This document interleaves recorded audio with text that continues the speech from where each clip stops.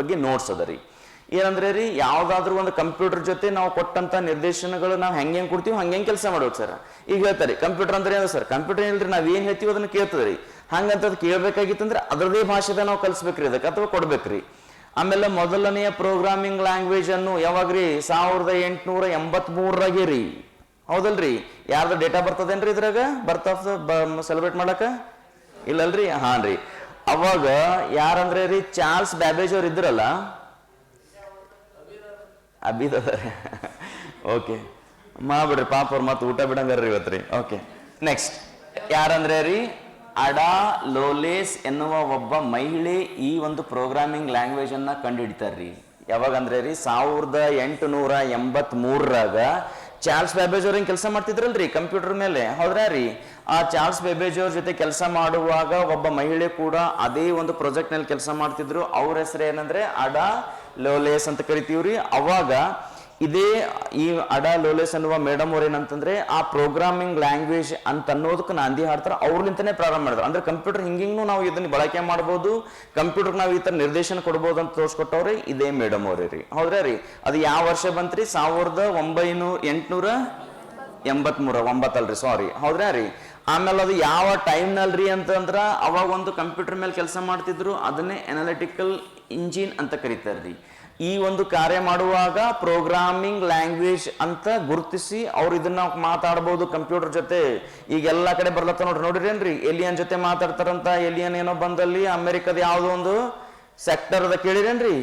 ಯಾವ ಸೆಕ್ಟರ್ ರೀ? ಇಲ್ರಿ, ಅಮೆರಿಕದ ಒಂದು ಸೆಕ್ಟರ್ ಅದ ರೀ, ಅಲ್ಲಿ ಯಾರಿಗೆ ಪರ್ಮಿಷನ್ ಇಲ್ಲ, ಕೇಳಿರೆ? ಸಾಮಾಜಿಕ ಅಲ್ಲಿರುವಂತ ಕೆಲವೊಬ್ಬ ಉನ್ನತ ಅಧಿಕಾರಿಗಳಿಗೆ ಸಹ ಅಲ್ಲಿ ಪರ್ಮಿಷನ್ ಇಲ್ಲ ನೋಡ್ರಿ. ಯಾವ ಸೆಕ್ಟರ್ ರೀ? ಏರಿಯಾ 51 ರೀ, ಹೌದಾ? ನಂಗೆ ಅದು 51 52 ಅದೊಂದು ಸ್ವಲ್ಪ ಮರ್ತೋಗ್ಯದ, ಬಟ್ ಒಂದು ಏರಿಯಾದಾಗ ಗೊತ್ತಲ್ರಿ. ಬಹಳ ಜನ ಏನ್ ಬರ್ತಂದ್ರಿ, ಈಗ ನಮ್ಗೆ ಬರ್ಲಾಕತ್ತಾವ ಏನಂದ್ರೆ, ಇಲ್ಲ ಏಲಿಯನ್ಗಳು ಬಂದ್ ಹೋಗ್ತಾವಂತ ಆ ಅಮೆರಿಕದ ಸೈಂಟಿಸ್ಟ್ ಅದ್ರ ಜೊತೆ ಮಾತಾಡೋರು ಏನೋ ಕಂಡು ಹಿಡಿಯಕತ್ತಾರಂತ. ಅದೆಷ್ಟು ಗೊತ್ತದ ನಂಗೆ ಗೊತ್ತಿಲ್ರಿ, ಸುಮ್ಮನೆ ಹಿಂಗೆಲ್ಲೋ ಒಂದ್ ಕಡೆ ಓದಿದ್ರಿ. ಆ ಸೆಕ್ಟರ್ ನಂಬರ್ ನಾ ಮರ್ತೋಗಿದ್ರೆ ಅರೆ ಸಾರಿ. ಸೊ ಹಂಗೆ ಈಗ ಇವ್ರು ಕೆಲಸ ಮಾಡೋ ಟೈಮ್ನಾಗ ಆ ಒಂದು ಕಂಪ್ಯೂಟರ್ಗಳಿಗೆ ನಾವು ನಿರ್ದೇಶನ ಕೊಡಕ್ ಸಾಧ್ಯ ಅದಂತ ತೋರಿಸ್ಕೊಟ್ಟವ್ರು ಯಾರಂದ್ರೆ ಇದೇ ಮೇಡಮ್ ಅವ್ರಿ, ಹೌದ್ರಾ ರೀ? ನೆಕ್ಸ್ಟ್ ಆಮೇಲ್ರಿ, ಈ ಹಿಂದೆ ಒಂದ್ಸಲ ಹಳೆಯ ಕ್ವಶನ್ ರೀ, ಏನ್ ಕೇಳಿದಿನ ಅಂತಂದ್ರೆ ರೀ, ವಾಣಿಜ್ಯಿಕವಾಗಿ ಅಥವಾ ನಾವು ಇದನ್ನ ಕಮರ್ಷಿಯಲಿ ಅಂತ ಕರಿತೀವ್ರಿ. ಕಮರ್ಷಿಯಲಿ ಅಂತ ಬಂದಾಗ ಕಮರ್ಷಿಯಲಿ ಅಂದ್ರೆ ಏನ್ ಹೇಳ್ಕೊಡ್ತ ನಮಗ್ರಿ? ವಾಣಿಜ್ಯ ರೀ. ವಾಣಿಜ್ಯ ಅಂದ್ರೆ ರೀ ಕಮರ್ಷಿಯಲ್ ರೀ ಸರ್. ಓಕೆ, ಸೊ ಯಾವುದು ಬಿಸ್ನೆಸ್ ಪರ್ಪಸ್ ನಾವು ಮಾತಾಡ್ತೀವಲ್ಲ ಅದಕ್ಕಂತಾನೆ ಕೆಲವೊಂದು ಪ್ರೋಗ್ರಾಮ್ಗಳನ್ನು ಬಂದವ್ರಿ. ಈಗ ಸದ್ಯಕ್ಕೆ ಭಾಳ ಅದಾವ್ರಿ. ಮೊಟ್ಟ ಮೊದಲ ಬಾರಿಗೆ ಯಾವ್ದಂದ್ರೆ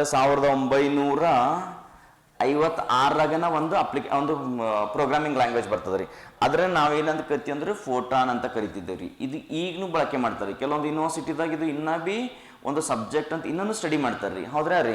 ಇದ್ರದ್ದು ವಿಸ್ತೃತ ರೂಪ ಏನಂದ್ರೆ ಫಾರ್ಮುಲಾ ಟ್ರಾನ್ಸ್ಲೇಷನ್ ಅಂತ ಕರಿತಾರ್ರಿ. ಇದನ್ನ ಅವಾಗ ಯಾವಾಗ ಅಂದ್ರೆ 1956ರಾಗನೆ ಇದು ಯಾವ್ದಂದ್ರೆ ವಾಣಿಜ್ಯ ಪರ್ಪೋಸ್ ಆಗಿ, ಹೌದ್ರಾ ರೀ?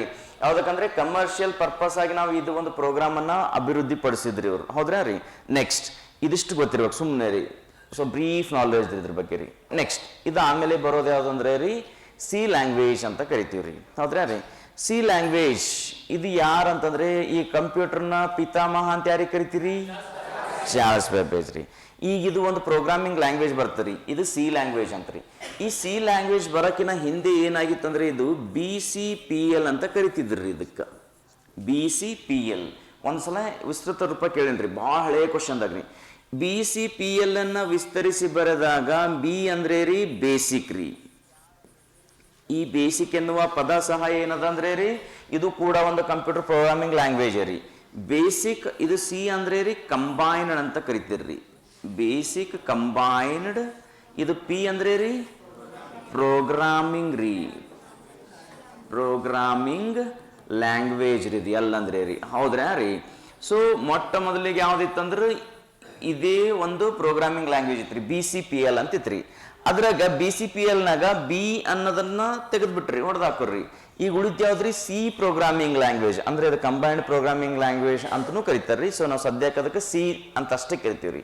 ಸೊ ಹಾಗಿದ್ರೆ ಈ ಸಿ ಪ್ರೋಗ್ರಾಮಿಂಗ್ ಲ್ಯಾಂಗ್ವೇಜ್ ಇದನ್ನ ಮೂಲತಃ ಎಲ್ಲಿ ಅಂತಂದ್ರೆ ರೀ ಬೆಲ್ ಲ್ಯಾಬ್ಸ್ ಅಂತ ಕರಿತಾರೆ, ಅಥವಾ ಬೆಲ್ ಲ್ಯಾಬ್ರೋಟರಿ ಅಂತ ಕರಿತಾರ್ರಿ. ಅಲ್ಲಿ ಇದನ್ನ ಸೃಷ್ಟಿ ಮಾಡಿದ್ರಿ. ಈ ಒಂದು ಸಿ ಲ್ಯಾಂಗ್ವೇಜ್ ನ, ಹೌದ್ರಾ ರೀ, ಇವ್ರ ಪಿತಾಮಹ ಅಂತ ಯಾರಿಗೆ ಕರೀತಾರ ಅಂದ್ರೆ ಇಲ್ಲಿ ಬರೀ ರಿಚ್ಚಿ ಅಂತ ಬಂದದ್ರಿ. ಇವ್ರ ಸಂಪೂರ್ಣ ಹೆಸರು ಡೆನ್ನಿಸ್ ರಿಚ್ಚಿ ಅಂತ್ರಿ. ಡೆನ್ನಿಸ್ ರಿಚ್ಚಿ ರೀ. ಇದರ ಒಂದು ಪಿತಾಮಹ ಯಾರಂದ್ರೆ ರೀ ಡೆನ್ನಿಸ್ ರಿಚ್ಚಿ ರೀ. ಎಕ್ಸಾಮ್ದಾಗ ಇದನ್ನು ಕೇಳೇನ್ರಿ, ಸಿ ಪ್ರೋಗ್ರಾಮಿಂಗ್ ಲ್ಯಾಂಗ್ವೇಜ್ನ ಸೃಷ್ಟಿಕರ್ತರು ಯಾರಂದ್ರೆ ರೀ ಡೆನ್ನಿಸ್ ರಿಚ್ಚಿ ರೀ. ಇದು ಯಾವಾಗ ಬಂತು ಅಂದ್ರೆ ರೀ ಇದ್ರಾಗ ಇದು 73 ಅನ್ನೋದು ನಿಮಗೆ ನೆನಪಿಲ್ಲ ಅಂದ್ರೂ ಪ್ರಾಬ್ಲಮ್ ಇಲ್ರಿ, ಬಟ್ ಇದು 1972 ಅಂತ ಅನ್ನೋದು ನೆನಪಿರ್ಬೇಕ್ರಿ. ಹೌದ್ರಾ ರೀ? ಅಂದ್ರೆ ಅದ್ರ ಮಧ್ಯೆ ಅಂತಂದ್ರೆ ಪ್ರಾರಂಭವಾಗಿದ್ದು 1972ರಾಗಿನ ಸ್ಟಾರ್ಟ್ ಆಯ್ತು ರೀ. ಓಕೆ, ಸೊ ಸ್ವಲ್ಪ ಗೊತ್ತಿಲ್ರಿ ಏನಂದ್ರೆ ಸಿ ಪ್ರೋಗ್ರಾಮಿಂಗ್ ಲ್ಯಾಂಗ್ವೇಜ್ ಅನ್ನುವುದು ಎದರ್ಲಿಂದ ಇದು ಮಾರ್ಪಟ್ಟಿದ್ದದ ರೀ BCPL ಅಂತ ಹೇಳ್ತೀವಿ. ಮೊಟ್ಟ ಮೊದಲನಾಗ ಇದ್ದಿದ್ರಿ BCPL ರೀ. ಈ BCPL ಅನ್ನು ವಿಸ್ತರಿಸಿ ಬರೆದಾಗ ಬೇಸಿಕ್ ಕಂಬೈನ್ಡ್ ಪ್ರೋಗ್ರಾಮಿಂಗ್ ಲ್ಯಾಂಗ್ವೇಜ್ ರೀ. ಮುಂದೆ 72ದಾಗ ಇದು ಬಿ ಅನ್ನೋದನ್ನ ತೆಗೆದು ಬಿಡ್ತಾರ, ಉಳಿದಿದೆ ಸಿ ಪ್ರೋಗ್ರಾಮಿಂಗ್ ಲ್ಯಾಂಗ್ವೇಜ್ ಅಂತ ರೀ. ಸೊ ಸಿ ಅಂದ್ರೆ ಈಗ ನಾವು ಕರೆಯೋದೆಲ್ಲ ಸಿ ಪ್ರೋಗ್ರಾಮಿಂಗ್ ಲ್ಯಾಂಗ್ವೇಜ್ ಅಂತಾನೆ ಕರಿತೀವ್ರಿ. ನಾವು ಎಲ್ಲಾದ್ರೂ ಕಂಪ್ಯೂಟರ್ ಇನ್ಸ್ಟಿಟ್ಯೂಟ್ಗೆ ಹೋದೇವಿ ಸರ್ ನಮಗೂ ಪ್ರೋಗ್ರಾಮಿಂಗ್ ಲ್ಯಾಂಗ್ವೇಜ್ ಕಲಿಯೋದದ ಅಂತಂದ್ರೆ ಮೊಟ್ಟ ಮೊದಲು ನಮ್ಗೆ ಕಲಿಸೋದೇ ಸಿ ಪ್ರೋಗ್ರಾಮ್ ಕಲಿಸ್ತಾರೆ ಸರ್. ಯಾಕೆ ಸರ್ ಸಿ ಪ್ರೋಗ್ರಾಮೇ ಕಲಿಸ್ತಾರ ಅಂದ್ರೆ ಇದು ಬೇಸಿಕ್ ಅಂತ ಕರಿತೀವ್ರಿ. ಅಂದ್ರೆ ಸಿ ಪ್ರೋಗ್ರಾಮಿಂಗ್ ಹೆಂಗದಂದ್ರೆ ಎಲ್ಲಾ ಪ್ರೋಗ್ರಾಮಿಂಗ್ ಲ್ಯಾಂಗ್ವೇಜ್ಗಳಿಗೆ ಒಂದು ಮೊದಲನೆಯ ಸ್ಟೆಪ್ ಅಂತ ಕರಿತೀವಿ. ಈಗ ನಾವು MS ವರ್ಡ್ ಕಲಿಯೋಕಿನ ಮುಂಚೆ ವರ್ಡ್ ಪ್ಯಾಡ್ ಕಲ್ತ ಮೇಲೆ MS ವರ್ಡ್ ಹೆಂಗ್ ಕಲಿತೀವೋ ಹಾಗೆ ರೀ. ಆಮೇಲೆ ಈ ಒಂದು ಸಿ ಪ್ರೋಗ್ರಾಮಿಂಗ್ ಲ್ಯಾಂಗ್ವೇಜ್ಗೆ ಏನಂತ ಕರಿತಾರ ಅಂದ್ರೆ ಪ್ರೊಸೀಜರಲ್ ಅಂತ ಕರಿತಾರ್ರಿ. ಪ್ರೊಸೀಜರಲ್ ಪ್ರೋಗ್ರಾಮಿಂಗ್ ಲ್ಯಾಂಗ್ವೇಜ್ ಅಂತ ಕರಿತಾರ್ರಿ. ಸರ್ ಇದು ಪ್ರೊಸೀಜರಲ್ ಪ್ರೋಗ್ರಾಮಿಂಗ್ ಲ್ಯಾಂಗ್ವೇಜ್ ಅಂದ್ರೆ ಏನ್ರಿ ಅಂದ್ರೆ ಪ್ರತಿಯೊಂದು ಯಾವ್ದಾದ್ರೂ ಒಂದು ಟಾಸ್ಕ್ ಅಥವಾ ಯಾವ್ದಾದ್ರೂ ಒಂದು ಕೆಲಸನ ಮಾಡ್ಬೇಕಾಗಿತ್ತಂದ್ರ ಅದಕ್ಕೆ ಸಪ್ರೇಟ್ ಕೋಡ್ ಬರಿತಾನೆ ಹೋಗ್ಬೇಕ್ರಿ. ಇಲ್ಲಿ ಯಾವುದೇ ತರದ ಒಂದು 4-5 ಕೋಡ್ಗಳನ್ನ ಒಂದೇ ಡಿವೈಸ್ ಅಥವಾ ಒಂದು ಪ್ಲೇಸ್ನಾಗ ಇದನ್ನ ಸ್ಟೋರ್ ಮಾಡ್ತೀನಿ ಅಂತ ಇರಂಗಿಲ್ರಿ. ಅದಕ್ಕೆ ನಾವೇನಂತ ಕರಿತೀವಿ ಅಂದ್ರೆ ಪ್ರೊಸೀಜರಲ್ ಪ್ರೋಗ್ರಾಮಿಂಗ್ ಲ್ಯಾಂಗ್ವೇಜ್ ಅಂತ ಕರಿತೀವ್ರಿ. ಇನ್ನ ಸಿ ಪ್ರೋಗ್ರಾಮ್ನ ಪಿತಾಮಹ ಅಥವಾ ಸೃಷ್ಟಿಕರ್ತ ಅಂತ ಡೆನ್ನಿಸ್ ರಿಚ್ಚಿಂಗ್ ಕರಿತೀವ್ರಿ. ಇವ್ರು ಯಾವ ವರ್ಷ ಅಂದ್ರೆ 1972 ಅಂತ ಹೇಳ್ಬೇಕ್ರಿ.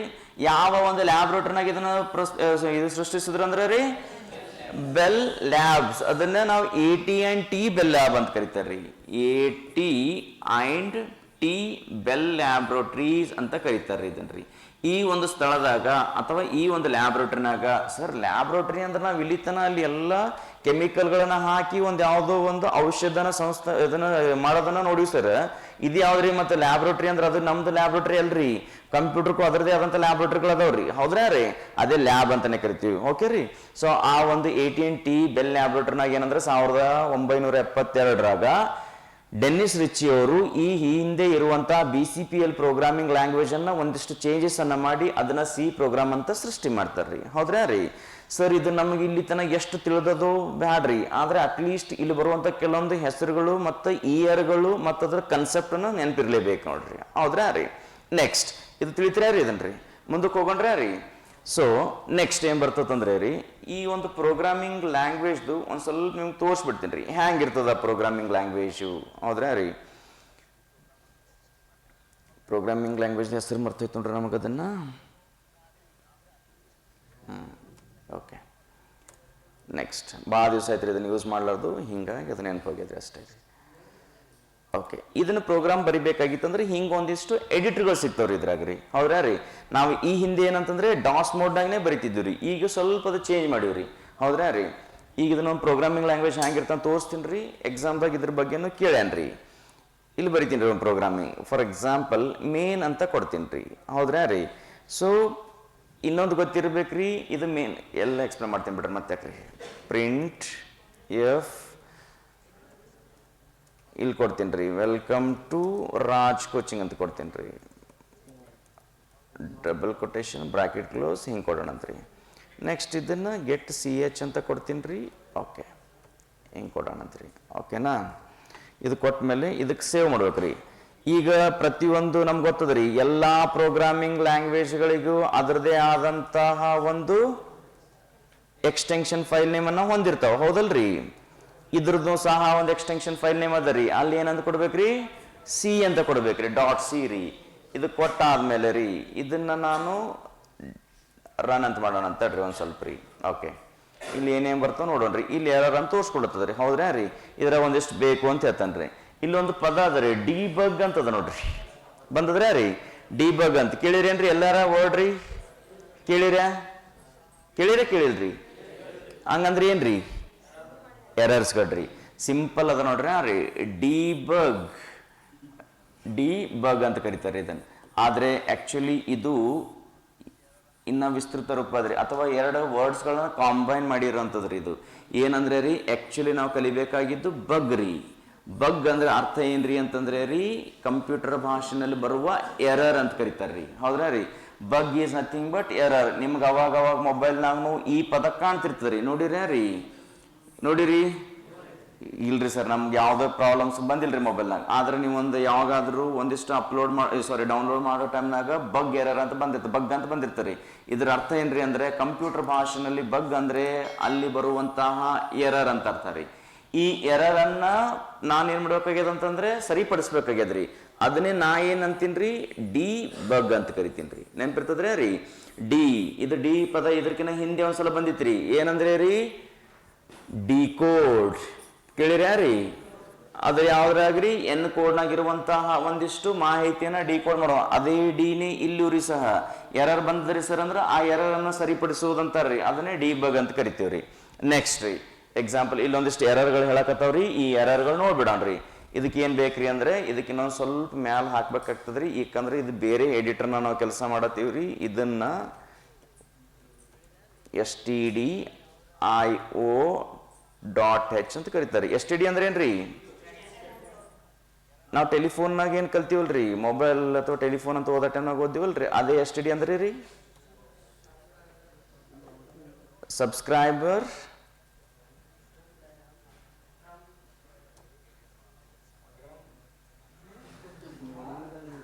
ಓಕೆ. ನೆಕ್ಸ್ಟ್ ರೀ,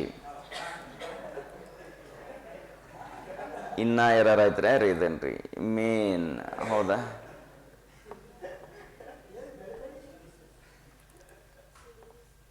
ಇದ್ರಾಗ ಏನು ಸಮಸ್ಯೆ ಅದ ಗೊತ್ತಾಗಲೈತಲ್ರಿ? ಎಕ್ಸ್ಪೆಕ್ಟೆಡ್ ಡಿಕ್ಲರೇಷನ್ ಸ್ಪೆಸಿಫೈಯರ್ conio.h ಎರಡು ಪ್ರಾಬ್ಲಮ್ ಇಲ್ಲ. ಓಕೆ.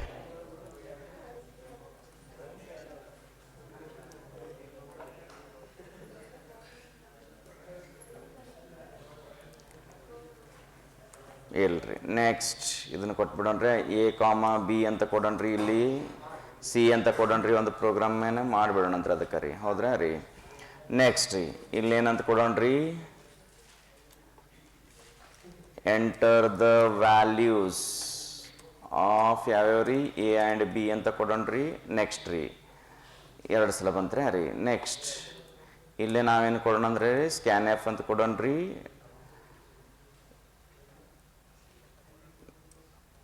ಇದು ಏನು ತಿಳಿಯಲ್ಲಲ್ರಿ, ಏನೋ ಸುಮ್ಮ ಬರ್ಲತ್ತಾರ, ಡಿಸೈನ್ ಕಾಣತ್ತದ. ಹೌದರ ರೀ?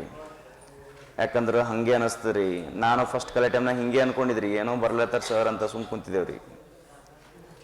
ನೆಕ್ಸ್ಟ್ ರೀ, ಸಿ ಈಕ್ವಲ್ ಟು ಇದನ್ನ ಕೂಡಿಸ್ಬಿಡೋಣ್ರಿ, ಎ ಪ್ಲಸ್ ಬಿ ಅಂತ ಕರೇನ್ರಿ. ನೆಕ್ಸ್ಟ್ ರೀ, ಅದು ಏನಿಲ್ಲ ಅಂದ್ರೆ ಇಲ್ರಿ, ಲಾಸ್ಟಿಗೆ ಎಕ್ಸಾಮ್ಸ್ ಅಲ್ಲಿ ಕರ ನಾವು ಇದನ್ನ ಸುಮ್ಮನೆ ನೋಡ್ಬೇಕು ನೋಡ್ರಿ, ಪ್ರಾಕ್ಟೀಸ್ ಮಾಡ್ಬೇಕು ರೀ.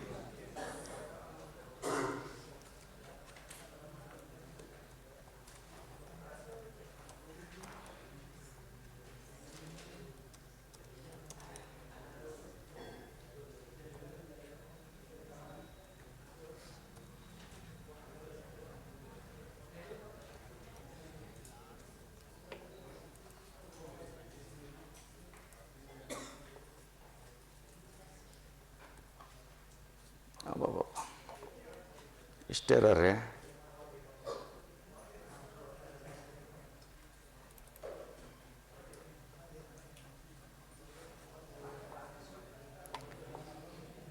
ಓಕೆ. ಓ ಸಾರಿ.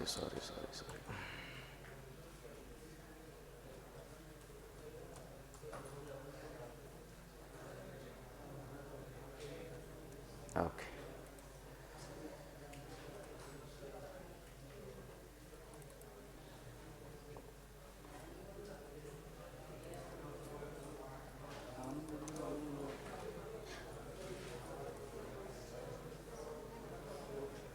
ಓಕೆ ನೋಡ್ರಿ ಸರ್, ಈಗ ಇದನ್ನ ಇಷ್ಟು ಪ್ರೋಗ್ರಾಮ್ ಬರೆದಾಗ ನನಗೇನಂದ್ರೆ ರೀ, ಒಂದು ಔಟ್ಪುಟ್ ಸಿಗ್ತದ್ರಿ. ಏನಂದ್ರೆ ಇಲ್ಲಿ ಬಂದ ನೋಡ್ರಿ, enter the value of A and B ಅಂತ ಕೇಳ್ಯಾರ್ರಿ. ಹೌದ್ರಾ ರೀ? ಸೊ ಇದನ್ನ ಜೂಮ್ ಮಾಡೋದು ಕಷ್ಟನೇ ರೀ, ಮ್ಯಾಕ್ಸಿಮಮ್ ಇಷ್ಟೇ ರೀ. Enter the value of example ನಾನು ಇಲ್ಲಿ 3 ಅಂತ ಕೊಡತ್ತೀನಿ ರೀ, ಆಮೇಲೆ 6 ಅಂತ ಕೊಡ್ತೀನಿ ರೀ. ಅವೆರಡು ಟೋಟಲ್ ಮಾಡಿ ನಮಗೆ 9 ಅಂತ ಹೇಳತ್ತದ್ರಿ.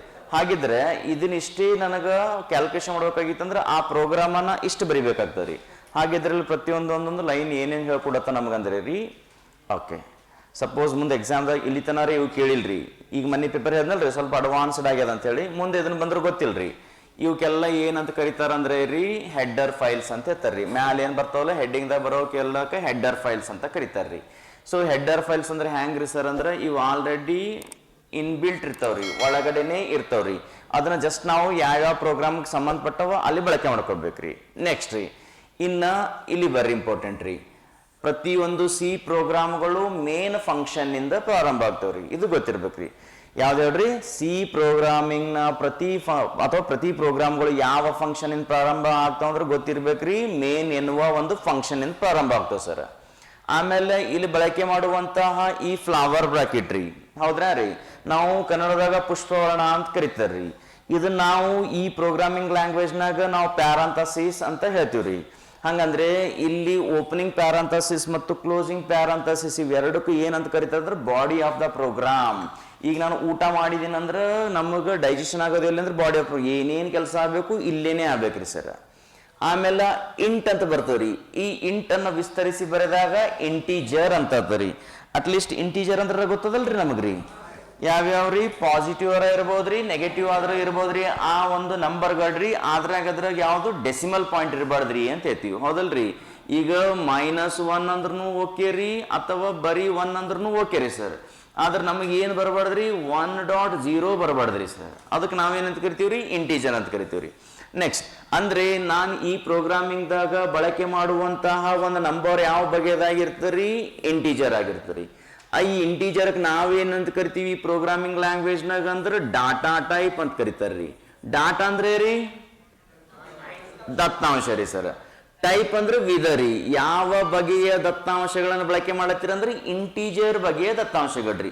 ಅಂದ್ರ ಕೊಡುವಂತ ನಂಬರ್ಗಳು ಯಾವ ಬಗೆ ಇರ್ತಾವ್ರಿ ಅಂದ್ರೆ ಅದು ಇಂಟೀಜರ್ ಆಗಿರ್ತಾವ್ರಿ. ಐದರ್ ಅದು ಪಾಸಿಟಿವ್ ಅವರ ಇರ್ಬೋದ್ರಿ, ನೆಗೆಟಿವ್ ಅವರ ಇರ್ಬೋದು. ಆದ್ರೆ ಯಾವ್ದು ಬಗೆಯಲ್ಲಿ ಇರಬಾರ್ದ್ರಿ, ಡೆಸಿಮಲ್ ಸಂಖ್ಯೆದಾಗ ಇರಬಾರ್ದ್ರಿ. ನೆಕ್ಸ್ಟ್ ರೀ ಹಂಗಂದ್ರೆ ಅಲ್ಲಿ ಯಾವ್ಯಾವ ಕೊಡ್ಲತ್ತೀವಿ ಸರ್, ಎ ಅಂತ ಕೊಡ್ತೀನಿ, ಬಿ ಅಂತ ಕೊಡ್ತೀನಿ ರೀ, ಸಿ ಅಂತದವ್ರಿ ಸರ್.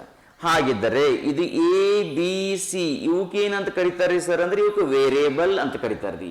ನಾವು ಗಣಿತ ಕಲಿಯೋ ಟೈಮ್ನಾಗ ಇತ್ತು ನೋಡ್ರಿ, ನಮ್ ಗುರುಗಳು ಹೇಳ್ತಿದ್ರು ಏನಂದ್ರೆ x+y ಅಂತ ಹೇಳ್ತಿದ್ರು. ಇದನ್ನ ಕಂಡು ಹಿಡೀರಿ ಅಂದ್ರೆ ಹೆಂಗ ಆಗ್ತದ್ರಿ ಸರ್. ಸೊ ಹಂಗಂದ್ರೆ ಎಕ್ಸ್ ಅನ್ನುವುದು ಸಹ ಅಲ್ಲಿ ಒಂದು ವೇರಿಯೇಬಲ್ ಅದರಿ, y ಅನ್ನುವುದು ವೇರಿಯೇಬಲ್ ಅದರಿ. ಆಮೇಲೆ ಸರ್ ಹೇಳ್ತಿದ್ರು ನಮಗ ಸಬ್ಸ್ಟಿಟ್ಯೂಟ್ ದ ವ್ಯಾಲ್ಯೂ ಎಕ್ಸ್ ಅಂತ ಹೇಳೋರು. ಆಮೇಲೆ ರೀ x = 2 ರೀ, y = 5 ಅಂತ ಹೇಳಿದ್ಮೇಲೆ ನಮಗೆ ಆನ್ಸರ್ ಸಿಗ್ತಿತ್ತು, ಹೌದ್ರಾ ರೀ. ಹಂಗೆ ಅಲ್ಲಿ ನಾವೇನು XY ಅಂತ ಕಲ್ತೀವೋ ಗಣಿತದಲ್ಲಿ, ಅದೇ ಗಣಿತದ ಅಕ್ಷರಗಳೇ ನಾವು ಇಲ್ಲಿ ಬಳಕೆ ಮಾಡ್ತೀವಿ. ಎ ಬಿ ಅಂತ ಕೊಡತ್ತೀವ್ರಿ, ಸಿ ಅಂತ ಕೊಡತ್ತೀರಿ. ಹಂಗಿದ್ರೆ ಎ ಬಿ ಸಿ ಅನ್ನೋದು ಏನಾಗ್ತಾವ್ರಿ ವೇರಿಯೇಬಲ್ ಅಂತ ಕರಿತೀವ್ರಿ. ನಾವು ಅಲ್ಲಿ ಗಣಿತನಾಗ ಏನ್ ಕಲ್ತೀವಲ್ರಿ ಅದನ್ನೇ ಹೆಸರು ಇಲ್ಲಿ ಕರಿತೀವ್ರಿ. ಅಲ್ಲಿ ಇಂಟೀಜರ್ ಅಂತ ಕಲ್ತೀವಿ ಗಣಿತನಾಗನು, ಇಲ್ಲೂ ಇಂಟೀಜರ್ ಅಲ್ಲತ್ತೀವ್ರಿ. ಅಲ್ಲಿ ವೇರಿಯೇಬಲ್ ಅಂತ ಕಲ್ತೀವ್ರಿ, ಇಲ್ಲೂ ಸಹ ವೇರಿಯೇಬಲ್ ಅಲ್ಲತ್ತೀವ್ರಿ. ನೆನ್ಪಿರ್ಬೇಕ್ರಿ ರೀ. ನೆಕ್ಸ್ಟ್ ರೀ ಹಾಗಿದ್ದರೆ ಇದು ಇಂಟ್ಕ್ ಇನ್ನೊಂದು ಹೆಸರನ್ನು ಕರೀತಾರ್ರಿ, ಇದಕ್ಕೆ ಕಾನ್ಸ್ಟೆಂಟ್ ಅಂತಾರ್ರಿ. ರಿಯಲಿ ಸಾರಿ, ಕಾನ್ಸನೆಂಟ್ ಅಂದ್ರೆ ಇಂಗ್ಲಿಷ್ ಗ್ರಾಮರ್ ಹೋಗ್ತದ್ರಿ. ಮತ್ತೆ ಕಾನ್ಸ್ಟೆಂಟ್ ಅಂತ ಕರೀತಾರ್ರಿ. ಕಾನ್ಸ್ಟೆಂಟ್ ಅಂದ್ರೆ ರೀ ಚೇಂಜ್, ತಟಸ್ಥವಾಗಿರ್ತರಿ, ಹೌದಲ್ರಿ. ಎಲ್ಲೇ ನಾವು ಗಾಂಧೀಜಿ ಮೂರ್ತಿ ನೋಡಿದ್ವಿ ಅಂದ್ರೆ ಅಲ್ಲಿ ಕೋಲ್ ಇರ್ಲೇಬೇಕು ಅಜ್ಜರ ಹತ್ರ, ಇಲ್ಲಲ್ರಿ ಇರ್ತದ ಇರಂಗಿಲ್ರಿ. ಹಾನ್ರಿ, ಅಂದ್ರೆ ಕಾನ್ಸ್ಟೆಂಟ್ ಅಂತ ಕರಿತೀವಿ. ಕಾನ್ಸ್ಟೆಂಟ್ ಅಂದ್ರೆ ಏನ್ ಹೇಳ್ರಿ, ಇದು ಬದಲಾಗದೆ ಇರುವಂತಹ ವ್ಯಾಲ್ಯೂ ರೀ. ನೆಕ್ಸ್ಟ್ ರೀ ಎ ಬಿ ಸಿ ಅನ್ನೋದು ಏನಾಗ್ತಾರೆ ಸರ ವೇರಿಯೇಬಲ್ ಅಂತ ಕರಿತೀವಿ. ಹಂಗಿದ್ರೆ ವೇರಿಯೇಬಲ್ ಏನದ ರೀ ಅಂದ್ರೆ ಇದು ಒಂದು ಸಂಗ್ರಹಣ ರೀ. ಇದನ್ನ ಏನ್ ಮಾಡ್ತಂದ್ರ ವ್ಯಾಲ್ಯೂವನ್ನ ಸಂಗ್ರಹ ಮಾಡ್ಕೊಳ್ಳುವಂತ ಒಂದು ಸ್ಥಳ ರೀ. ವೇರಿಯೇಬಲ್ ಅಂದ್ರೆ ಏನ್ ಹೇಳ್ರಿ, ವ್ಯಾಲ್ಯೂವನ್ನ ಸಂಗ್ರಹ ಮಾಡ್ಕೊಳ್ಳುವಂತ ಒಂದು ಸ್ಥಳ ರೀ. ಅದಕ್ಕೊಂದು ಲೇಬಲ್ ಬೇಕ್ರಿ, ಅದನ್ನೇ ವೇರಿಯೇಬಲ್ ಅಂತ ಕರಿತೀವ್ರಿ. ನೆಕ್ಸ್ಟ್ ರೀ ಈಗ ಕಾನ್ಸ್ಟೆಂಟ್ ಅನ್ನುವ ಬೆಲೆ ಯಾವತ್ತಿಗೂ ಚೇಂಜ್ ಆಗಂಗಿಲ್ಲ. ಆದ್ರೆ ವೇರಿಯೇಬಲ್ ನ ಬೆಲೆಗಳು ಅಥವಾ ವ್ಯಾಲ್ಯೂ ಏನಾಗ್ತಾವಂದ್ರೆ ಚೇಂಜ್ ಆಗ್ತಿರ್ತಾವ್ರಿ. ನೆಕ್ಸ್ಟ್ ರೀ ಸೆಮಿಕೋಲನ್ ರೀ. ಇದಕ್ಕೆ ಹಿಂಗ್ ಬಂತಂದ್ರೆ ಕೋಲನ್ ಅಂತ ಕರಿತಿದ್ದೇವೆ. ಎಕ್ಸೆಲ್ ನ ಗೊತ್ತಾಗ್ಯ ಸರ್ ನಮ್ಮ ಕೋಲನ್ ಅಂತ. ಯಾವ್ದಂದ್ರೆ ಬಿಗಿನಿಂಗ್ ಸೆಲ್ ಅಡ್ರೆಸ್ ರೀ ಮತ್ತೆ ಡೆಸ್ಟಿನೇಷನ್ ಸೆಲ್ ಅಡ್ರೆಸ್ ಮಧ್ಯದ ನಾವು ಏನ್ ಯೂಸ್ ಮಾಡಿದೇವ್ರಿ, ಕೋಲನ್ ಯೂಸ್ ಮಾಡಿ. ಆದ್ರೆ ಇದು ಹಾಫ್ ಅದ ರೀ, ಹಿಂಗ ಮ್ಯಾಲ ಫುಲ್ ಸ್ಟಾಪ್ ಕಂಡು ಕೆಳಗೆ ಈ ತರ ಬರ್ತದೆ. ಇದಕ್ಕೆ ಏನಂತ ಕರಿತೀವ್ರಿ, ಸೆಮಿ. ಸೆಮಿ ಅಂದ್ರೆ ರೀ ಅರ್ಧ ರೀ ಸರ್, ಹಾಫ್ ರೀ, ಹೌದ್ರಾ ರೀ. ಸೆಮಿಕೋಲನ್ ಅಂತ ಬಳಕೆ ಮಾಡಿ ನೋಡ್ರಿ ಎಲ್ಲ ಕಡೆ ರೀ. ಹಾಗಿದ್ದರೆ ಈ ಸೆಮಿಕೋಲನ್ ಏನನ್ನ ಹೇಳ್ಕೊಡ್ತದ ಅಂದ್ರೆ ಇದು ಎಂಡ್ ಆಫ್ ದ ಸ್ಟೇಟ್ಮೆಂಟ್ ಅಂತ ಹೇಳ್ತಾರ್ರಿ. ಸಿ ಪ್ರೋಗ್ರಾಮಿಂಗ್ ಆಗಿರ್ಬೋದು, ಯಾವ್ದಾರ ಪ್ರೋಗ್ರಾಮಿಂಗ್ ಲ್ಯಾಂಗ್ವೇಜ್ ಇರ್ಬೋದ್ರಿ. ಈ ಸೆಮಿಕೋಲನ್ ಅನ್ನ ಏನ್ ಹೇಳ್ಕೊಡ್ತದ್ರಿ, ಎಂಡ್ ಆಫ್ ದ ಸ್ಟೇಟ್ಮೆಂಟ್ ಅಂತ ಹೇಳ್ತೀವ್ರಿ. ಇನ್ನೊಂದು ವರ್ಡ್ ಆಗ್ರಿ ಟರ್ಮಿನೇಟರ್ ಅಥವಾ ಟರ್ಮಿನೇಟ್ ದ ಲೈನ್ ಅಂತನೂ ಕರಿತಾರ, ಅಥವಾ ಟರ್ಮಿನೇಟ್ ದ ಸ್ಟೇಟ್ಮೆಂಟ್ ಅಂತ ಕರಿತಾರ್ರಿ. ನೆಕ್ಸ್ಟ್ ರೀ ಪ್ರಿಂಟ್ ಎಫ್. ಪ್ರಿಂಟ್ ಎಫ್ ಅಂದ್ರ ಈಗ ಎಕ್ಸಾಂಪಲ್ ಈ ಪ್ರೋಗ್ರಾಮ್ ಅನ್ನ ನಾನು ರನ್ ಮಾಡಿದಾಗ್ರಿ ಇಲ್ಲಿ ನನಗೆ ಔಟ್ಪುಟ್ ಬರ್ಲತ್ತದ್ರಿ. ಒಂದು ಸೆಕೆಂಡ್ ರೀ, ಸಾರಿ. ಓಕೆ, ಇಲ್ಲಿ ಕಾಣತ್ತರಿ, ಇಲ್ಲಿ ಏನ್ ಕಾಣತ್ತ ನೋಡ್ರಿ ಈಗ ಇದನ್ನ. ಓಕೆ, ಇಲ್ಲಿ ಏನ್ ಕಾಣತ್ತ ನೋಡ್ರಿ, enter the value of A and B. ಹಾಗಿದ್ರೆ ಇಲ್ಲಿ ಕೊಟ್ಟಿ ನೋಡ್ರಿ ಪ್ರಿಂಟ್ ಎಫ್ ನಾಗ enter the values of A and B. ಅಂದ್ರೆ ಈ ಫಂಕ್ಷನ್ ಅನ್ನ ಬಳಕೆ ಮಾಡಿದ್ರಿ. ಯಾವ್ದು ಹೇಳ್ರಿ, ಈ ಪ್ರಿಂಟ್ ಎಫ್ ಅನ್ನೋ ಫಂಕ್ಷನ್ ಎದಕ್ ಬಳಕೆ ಮಾಡ್ತೀವಿ ಅಂತಂದ್ರ ಈ ಒಂದು ಪ್ರೋಗ್ರಾಮ್ ನ ಔಟ್ಪುಟ್ ಬರ್ಲಾಕ್ರಿ. ಸೊ ಇಲ್ಲಿ ಏನೇನು ಬರೆದಿರ್ತೀರಿ ನೀವು ಅದು ಆ ಔಟ್ಪುಟ್ ನ ಸ್ಕ್ರೀನ್ ಮೇಲೆ ಕಾಣುತ್ತೆ. ಇಲ್ಲಿ ಏನ್ ಬರ್ದಿರಿ, enter the value of A and B, ಅದೇ ಕಾಣತ್ತ ಸರ್. ಕ್ಲಿಯರ್ ಅದರೆ? ಹಾಗಿದ್ದಾಗ ಈ ಪ್ರಿಂಟ್ ಎಫ್ ಅನ್ನೋದು ಏನಂತ ಕರಿತೀವಿ ಅಂದ್ರೆ ಇದಕ್ಕೆ ಔಟ್ಪುಟ್ ಫಂಕ್ಷನ್ ಅಥವಾ ಔಟ್ಪುಟ್ ಸ್ಟೇಟ್ಮೆಂಟ್ ಅಂತ ಹೇಳ್ತೀವ್ರಿ ಸರ್. ಆಮೇಲೆ ಇಲ್ಲಿ ಡಬಲ್ ಕೊಟೇಶನ್ ಹಾಕಿ ನೋಡ್ರಿ, ಕಡಿ ಬಟ್ ಇಲ್ಲಿ ಕಾಣತ್ತಿಲ್ಲ ನೋಡ್ರಿ ಸರ್, ಹೌದ್ರಾ ರೀ. ಇದನ್ನ ಇಷ್ಟು ಔಟ್ಪುಟ್ ಬರಬೇಕಾಗಿತ್ತು ಅಂತಂದ್ರೆ ಡಬಲ್ ಕೊಟೇಶನ್ ಹಾಕ್ಬೇಕ್ರಿ ಸರ್. ಡಬಲ್ ಕೊಟೇಶನ್ ದಾಗೆ ಯಾಕೆ ಹಾಕ್ಬೇಕ್ರಿ ಅಂತಂದ್ರೆ ಇಲ್ಲಿ ಬರುವಂತಹ ಅಕ್ಷರಗಳು ಏನಂದ್ರೆ ಒಂದಕ್ಕಿಂತ ಹೆಚ್ಚಿಗೆ ಅದಾವ್ರಿ. ಒಂದೇ ಅಕ್ಷರ ಬಂತು ಅಂದ್ರೆ ಅದಕ್ಕೆ ನಾವು ಕ್ಯಾರೆಕ್ಟರ್ ಅಂತ ಕರಿತೀವ್ರಿ. ಒಂದಕ್ಕಿಂತ ಹೆಚ್ಚಿಗೆ ಬಂದು ಅಂದ್ರೆ ಅವಾಗ ಮೋರ್ ದೆನ್ ಒನ್ ಅಂತ ಕರಿತೀವ್ರಿ. ಮೋರ್ ದ್ಯಾನ್ ಒನ್ ಅಂತ ಬಂತು ಅಂದ್ರೆ ಅದಕ್ಕೆ ನಾವೇನಂತ ಕರಿತೀವ್ರಿ, ಸ್ಟ್ರಿಂಗ್ ಅಂತ ಕರಿತಾರ್ರಿ. ಸ್ಟ್ರಿಂಗ್ ರೀ. ಈ ಸ್ಟ್ರಿಂಗೇ ಬೇರೆ ರೀ, STR ರೀ. ಹಾನ್ರಿ, ಸ್ಟ್ರಿಂಗ್ ಅಂದ್ರೆ ಏನಂತಾರಿ, ಒಂದಕ್ಕಿಂತ ಹೆಚ್ಚಿನ ಅಕ್ಷರಗಳಂತ್ರಿ. ಆ ಒಂದಕ್ಕಿಂತ ಹೆಚ್ಚಿನ ಅಕ್ಷರಗಳು ಏನಾದ್ರು ಪ್ರೋಗ್ರಾಮಿಂಗ್ ಲ್ಯಾಂಗ್ವೇಜ್ ನ ಬರ್ತಿದ್ವು ಅಂದ್ರೆ ಅಲ್ಲಿ ಡಬಲ್ ಕೊಟೇಶನ್ ಅಂತ ಕೊಡ್ಬೇಕ್ರಿ, ಹೌದ್ರಾ ರೀ. ನೆಕ್ಸ್ಟ್ ಮತ್ತೆ ಇಲ್ಲಿ ಸೆಮಿಕೋಲನ್ ಯಾಕೆ ಕೊಟ್ಟಾರ ಅಂತ ಗೊತ್ತೈತ್ರಿ ರೀ? ಯಾಕೆ ಕೊಟ್ಟಾರಿ? ಎಂಡ್ ಆಫ್ ದ ಸ್ಟೇಟ್ಮೆಂಟ್ ಅಥವಾ ಎಂಡ್ ಆಫ್ ದ ಪ್ರೋಗ್ರಾಮ್ ಇಲ್ರಿ, ಫಂಕ್ಷನ್ ರೀ. ಓಕೆ ರೀ. ನೆಕ್ಸ್ಟ್ ಈಗ ಅಲ್ಲಿ ಕೊಟ್ಟಿರುವಂತಹ ಇಲ್ಲಿ ಏನ್ ಕೇಳೇನ್ರಿ ಅವ, ಎ ಅಂಡ್ ಬಿ ಅಂತ ಕೇಳೇನ್ರಿ ಸರ್, ಕರೆಕ್ಟ್ ಅದ ರೀ. ಈಗ ಎ ಅಂಡ್ ಬಿ ಅನ್ನೋದನ್ನ ನಾನು ಕೊಡ್ಬೇಕ್ರಿ, ಹೌದ್ರಾ ರೀ. ಕೊಟ್ಟಾಗ ನಾನು ಕೊಟ್ಟಿರುವಂತ ವ್ಯಾಲ್ಯೂ ಯಾವ್ಯಾವ ಕೊಡ್ಬೇಕ್ರಿ? ನಾನೀಗ ಇಲ್ಲಿ ಎ ಮತ್ತು ಬಿ ಅನ್ನ ಡಿಕ್ಲೇರ್ ಮಾಡಿ ಅದೇ ವ್ಯಾಲ್ಯೂ ಕೊಡ್ಬೇಕಂತ ಹೇಳ್ತೇನ್ರಿ, ಕರೆಕ್ಟ್ ಅದ್ರಿ ಸರ್. ಈಗ ನಾನು ಕೊಡುವಂತ ವ್ಯಾಲ್ಯೂ ರೀ ಅದನ್ನ ಇಂಟಿಜರ್ ಕೊಡ್ಲತ್ತೀನೋ ಅಥವಾ ಡೆಸಿಮಲ್ ಅಂದ್ರೆ ಇಂಟಿಜರ್ ನಂಬರ್ ಅದ ಕೊಡ್ತೀನೋ ಅಥವಾ ಡೆಸಿಮಲ್ ನಂಬರ್ ಕೊಡ್ತೀನೋ ಗೊತ್ತಿಲ್ರಿ. ನನಗೆ ಇಲ್ಲಿ ಹೇಳಿ ನಾ ಇಂಟಿಜರ್ನಾಗ ಇರ್ಬೇಕಂತ ಹೇಳ್ರಿ. ಆದ್ರೆ ಕೊಡೋ ಟೈಮ್ನಲ್ಲಿ ನಾನು ಏನಾದ್ರು ಮಿಸ್ಟೇಕ್ ಮಾಡ್ಬೋದ್ರಿ. ಹಂಗಂತ ಇಲ್ಲಿ ಏನ್ ಕೊಟ್ಟಿರ್ತಾರ್ರಿ, ಪರ್ಸೆಂಟೇಜ್ ಡಿ ಅಂತ ಕೊಟ್ಟಾರ್ರಿ. ಅಂದ್ರೆ ಈ ಸಿ ಪ್ರೋಗ್ರಾಮ್ದಾಗ ಯಾವುದಾದರೂ ಇಂಟಿಜರ್ ವ್ಯಾಲ್ಯೂ ಅದ ಅಂತಂದ್ರೆ ಈಗ ಬಳಕೆದಾರನು ಕೊಡುವಂತಹ ವ್ಯಾಲ್ಯೂ ಇಂಟಿಜರ್ದೇ ಇರಬೇಕು, ಅಥವಾ ನೀವು ಕೊಡೋ ವ್ಯಾಲ್ಯೂ ಇಂಟಿಜರ್ ಆಗಿ ಸ್ವೀಕಾರ ಮಾಡು ಅಂತ ಹೇಳ್ಬೇಕಾಗಿತ್ತು ಅಂದ್ರೆ ಇದು %d ಅಂತ ಬಳಕೆ ಮಾಡ್ತಾರ್ರಿ. ಸೊ ಹಾಗಿದ್ರೆ ಈ %d ಏನಂತ ಕರಿತಾರ ಅಂದ್ರೆ ಫಾರ್ಮ್ಯಾಟ್ ಸ್ಪೆಸಿಫೈಯರ್ ಅಂತ ಹೇಳ್ತಾರ್ರಿ. ಫಾರ್ಮ್ಯಾಟ್ ಅಂದ್ರೆ ಇಲ್ಲಿ ಆಲ್ರೆಡಿ ಕಲ್ತೀವಿ ಸರ್ ನಾವು. ಟೆಕ್ಸ್ಟ್ ಫಾರ್ಮ್ಯಾಟಿಂಗ್ ಕಲ್ತಿರಲ್ರಿ? ಕಲ್ತಿಲ್ರಿ?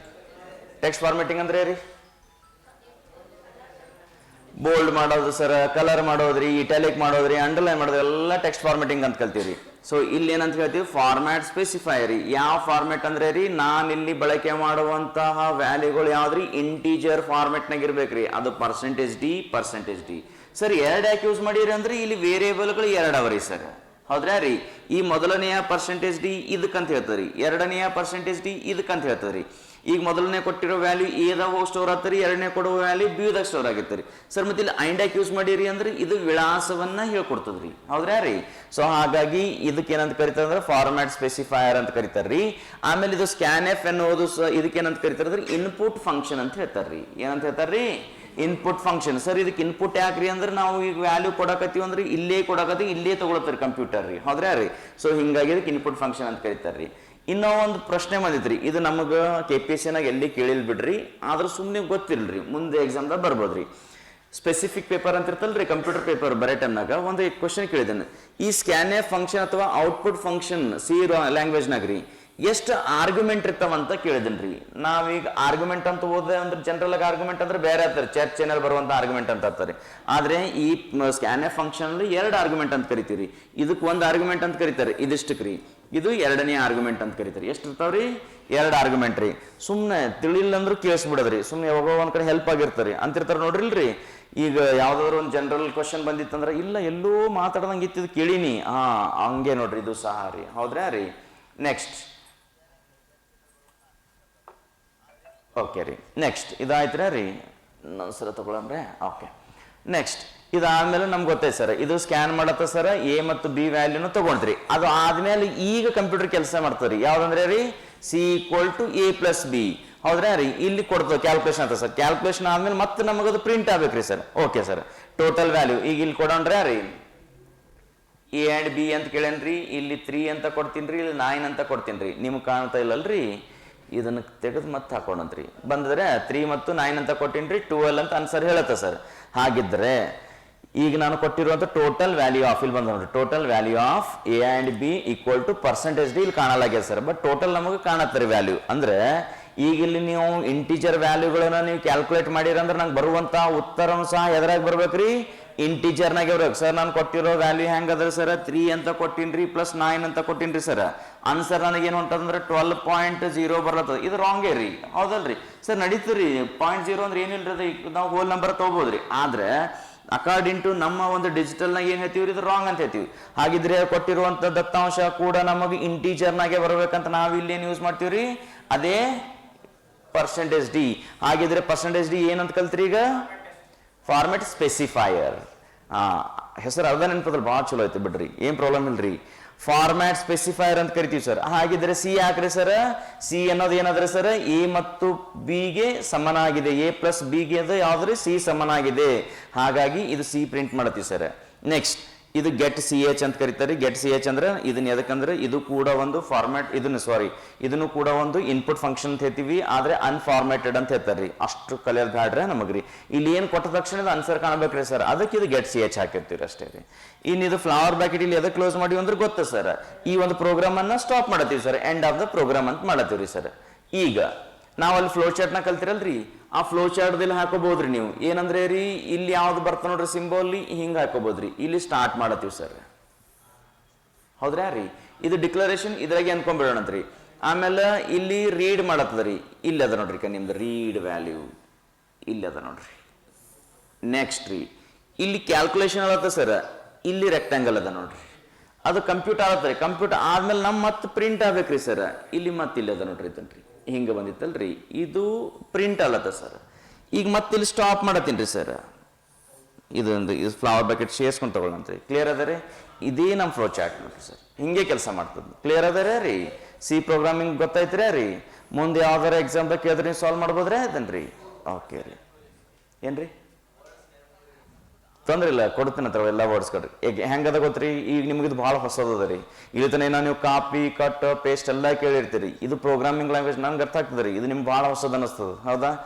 ಸೊ ಹೊಸದು ಅನಿಸ್ತದ ಅಂತ ನಾವು ಬಿಡಕ್ಕೂ ಆಗಂಗಿಲ್ಲ. ಪ್ರತಿದಿನ ನಾ ಹೇಳ್ನಲ್ರಿ, ದಿನಾಲು ನಾವು ಹೊರಗೆ ಬರೋ ಟೈಮ್ ಒಂದು ಟಾರ್ಗೆಟ್ ಹಾಕೊಂಡ್ಬರ್ಬೇಕ್ರಿ. ನಾವಂತೂ ಹಾಕೋತೀನಿ ರೀ, ಏನಾರು ಒಂದು ಹೊಸ ಕಲಿಯೋದ್ರಿ. ಯಾವ್ದೇ ಹಾಕಿರ್ಲಿಕ್ಕದು ಒಳ್ಳೆ ವಿಷಯ ಅದು ಕೆಟ್ಟದ್ದು, ಒಂದು ಹೊಸ ವಿಷಯ ಕಲ್ತ್ಕೋಬೇಕು ಅವತ್ತಿನ ದಿನ.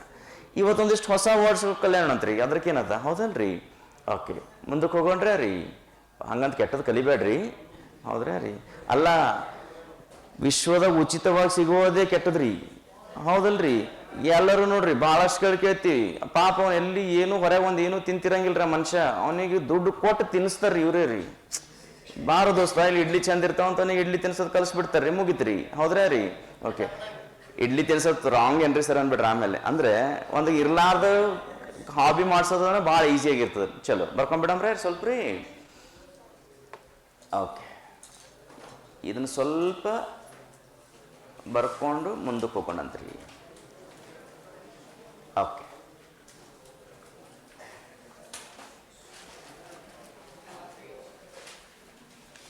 ಮ್ಯಾಲ ಬರೀರಿ ಕಂಪ್ಯೂಟರ್ ಪ್ರೋಗ್ರಾಮಿಂಗ್ ಲ್ಯಾಂಗ್ವೇಜ್ ಅಂತ ಬರೀರಿ.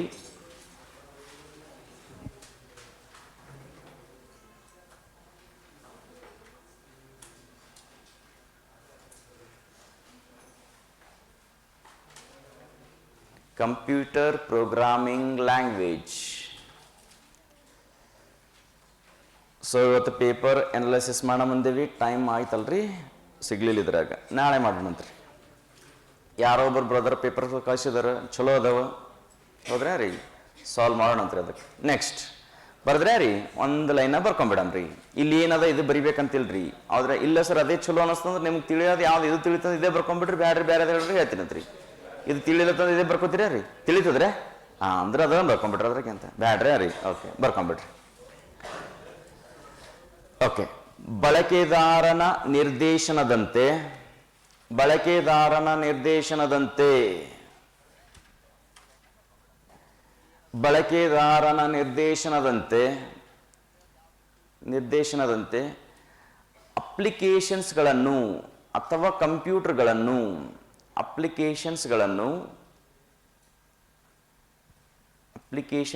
ಅಥವಾ ಕಂಪ್ಯೂಟರ್ಗಳನ್ನು ಕಾರ್ಯಾಚರಣೆಗೆ ಬಳಸಲು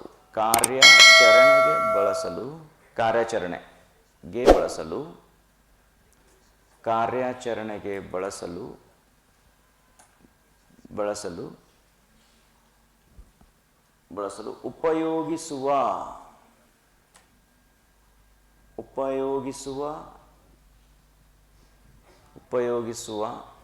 ಕಂಪ್ಯೂಟರ್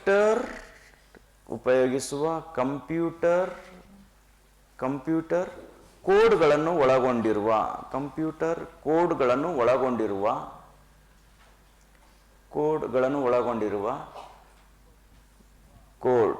ಒಳಗೊಂಡಿರುವ ಪ್ರೋಗ್ರಾಮಿಂಗ್ ಭಾಷೆ ಆಗಿದೆ.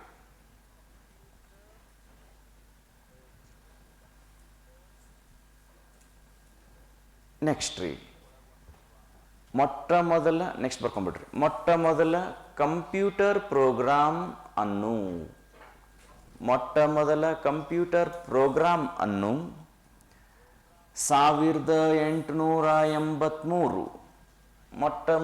ಕಂಪ್ಯೂಟರ್ ಪ್ರೋಗ್ರಾಮ್ ಅನ್ನು 1883 1883ರಲ್ಲಿ ಇಲ್ಲದ ನೋಡ್ರಿ ಮೇಡಮ್ ಅವರು ಸರಿ ಅಡಾ ಲೋಲೆಸ್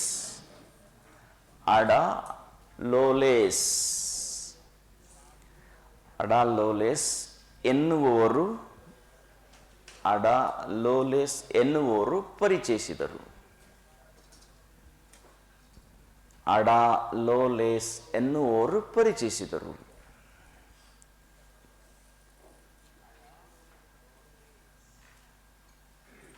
ಆಯ್ತಾ ರೀ. ನೆಕ್ಸ್ಟ್ ಮೊದಲ ವಾಣಿಜ್ಯ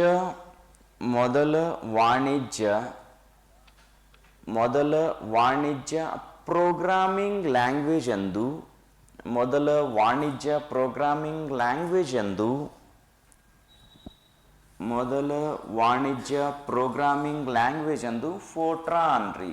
ಇಲ್ಲದ ನೋಡ್ರಿ ಸ್ಪೆಲ್ಲಿಂಗ್ ಬೇಕಾದ್ರೆ FORTRAN ಫೋರ್ಟ್ರಾನ್. ಇದನ್ನ ವಿಸ್ತೃತ ರೂಪವನ್ನು ಬರ್ಕೊಂಡ್ಬಿಡ್ರಿ. ಫಾರ್ಮುಲಾ ಟ್ರಾನ್ಸ್ಲೇಷನ್ ರೀ.